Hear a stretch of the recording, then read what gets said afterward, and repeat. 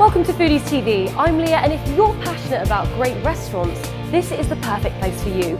I'm sure you've heard about the Michelin Guide, but how many Michelin restaurants have you actually ever visited?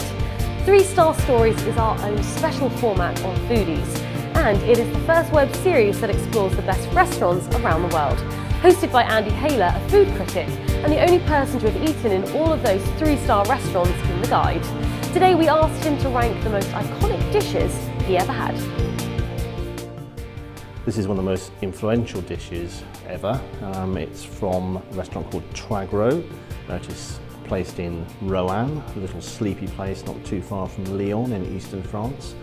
And the Tragro family have been running this for a long, long time, and several generations of chefs have retained 3 Michelin stars. This particular dish was from Pierre Tragro in the 70s. At that time, fish dishes tended to be very creamy, very heavy. And this dish was a sort of counterpoint to that. The idea was to take salmon and then have it with a beurre blanc sauce, which is quite sharp, which has got vermouth and white wine and shallots.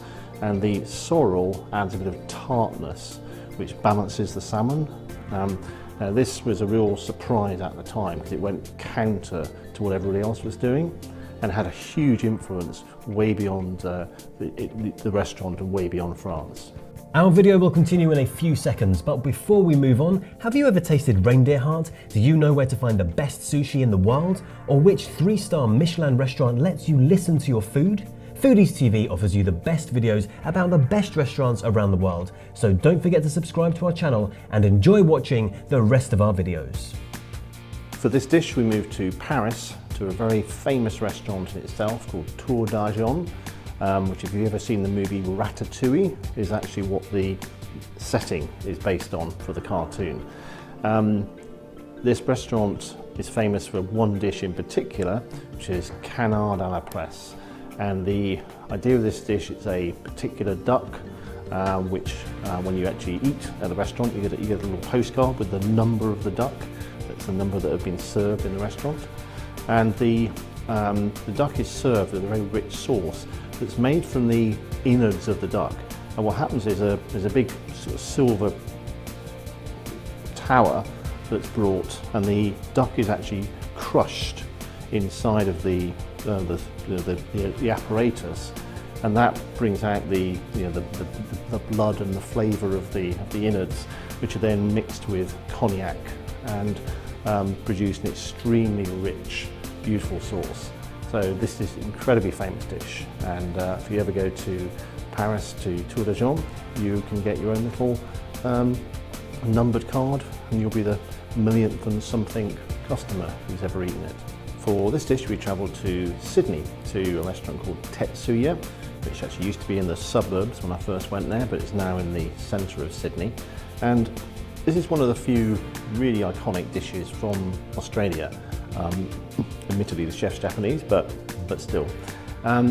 This ocean trout is slow cooked and is rested over a bed of shaved fennel. And it's garnished with various things, including a bit of coriander and others. And it's a particularly beautiful dish when you see it. It's very striking. But the lovely thing is that the flavours also work really, really well together. So the fennel and salmon is an excellent combination. And it really is a terrific dish. When I first had this, I was very, very impressed back in the 1990s.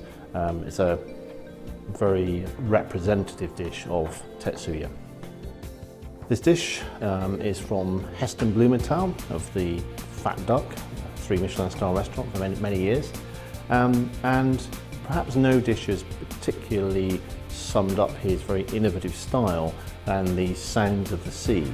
The dish, when it's presented, looks like a little bit of beach. So there's some sort of powder which is actually edible, which looks like the sand, and you have little shellfish appearing and on the beach. Lots of little components. But the thing that's different about this dish is that there's an audio component. So you're given a little shell, in which is in fact an iPod, and you plug it in, and you're played sounds of the sea, seagulls, waves crashing, that kind of thing. And supposedly there have been academic studies to show that your appreciation of dishes is influenced by the kind of audio effects like this. And it's certainly a very unusual dish, and to my knowledge it was the first time anyone's ever tried to use sound in quite that way to influence a dish. So, Sounds of the Sea from Heston Blumenthal. Wow, Andy, that was amazing. I'm now very hungry. Looking to see more great dishes? Well then check out the rest of our videos on our channel or on the website. We rank the most beautiful dishes in the world, the best dishes and the most bizarre dishes, so don't go anywhere and just click on the next video. This video is over, but we have loads of other great videos for you to watch. Discover the best dishes, the best desserts and the best chefs in the world. Explore amazing food in cities like London, Rome, Paris, New York, Delhi and many others. Subscribe to the Foodies channel and continue to enjoy our videos.